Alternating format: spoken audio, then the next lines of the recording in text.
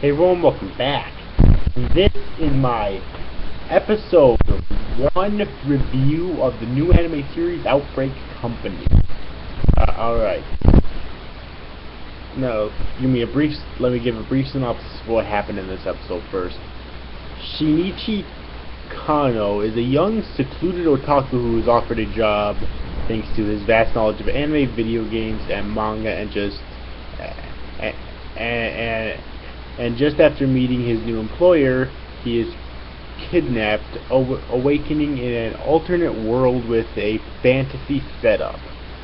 Shinichi then is informed that he was in fact selected by the Japanese government to help improve the country's relations with this new world by establishing a company to spread the unique products of this Japanese culture to this new unexplored market. Basically, it explains that sometime before the start of the series, Japan found a portal that led to this world and blah blah blah. I'm really surprised that in a series like this they actually explain that. Usually they wouldn't. I thought that was kind of funny that they actually decided to take time out to explain that, but yeah, that's basically the plot. And I gotta tell you, I was very impressed by this first episode. It's by Studio Feel, okay, so I wasn't expecting much. Okay, let's just start out with that. I wasn't expecting a whole lot. But I was definitely very pleasantly surprised. You know, Studio Feel in the past hasn't done a whole lot of great things, but I was pleasantly surprised though. This was very funny. They throw in references too, since this knows what it's targeted towards. It's targeted towards otaku. So it throws in references to like Evangelion and Gundam.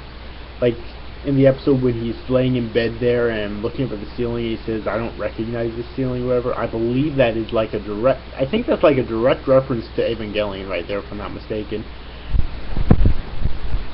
Alright, you know, and then there's other funny moments with that maid.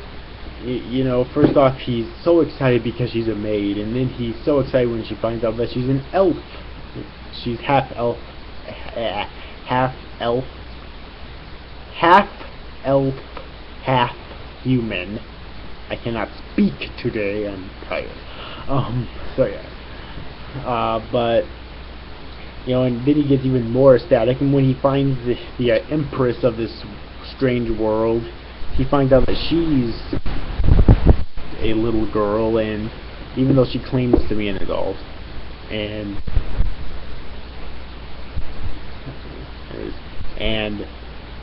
he gets even more ecstatic, and thus she punches him in the face.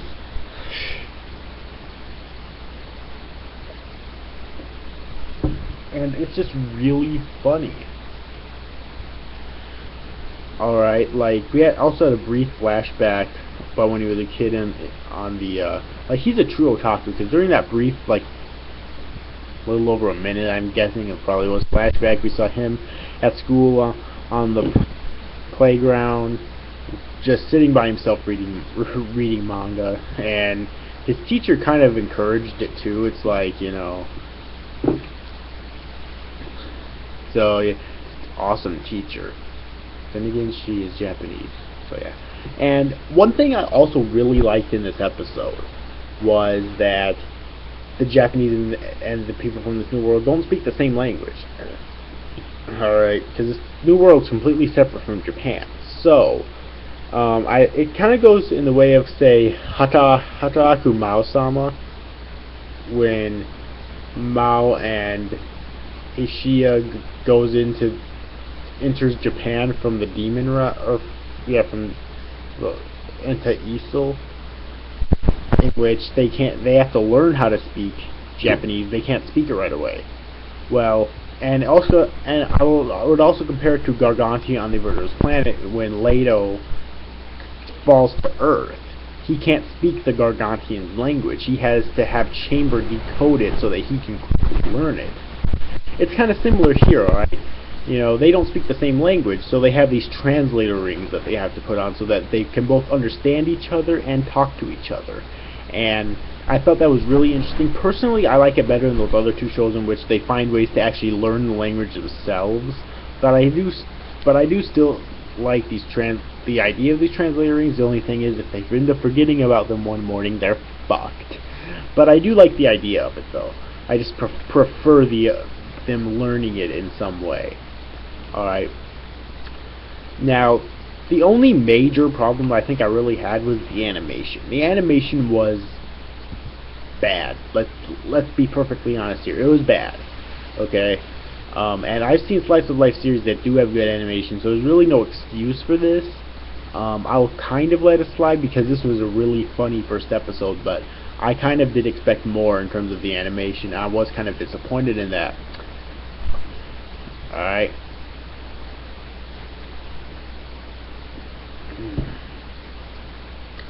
But other than that, I really don't think there's anything left for me to say. It was just really funny. I was really impressed. Alright, and I did not want it to end. Okay, that's a good sign. When someone doesn't want your episode to end, that's a really good sign. Very good pilot episode. I really enjoyed it. Episode rating overall was really good. Anyways, overall, I hope you enjoyed this review, guys. These after guys, thanks for watching. Bye-bye.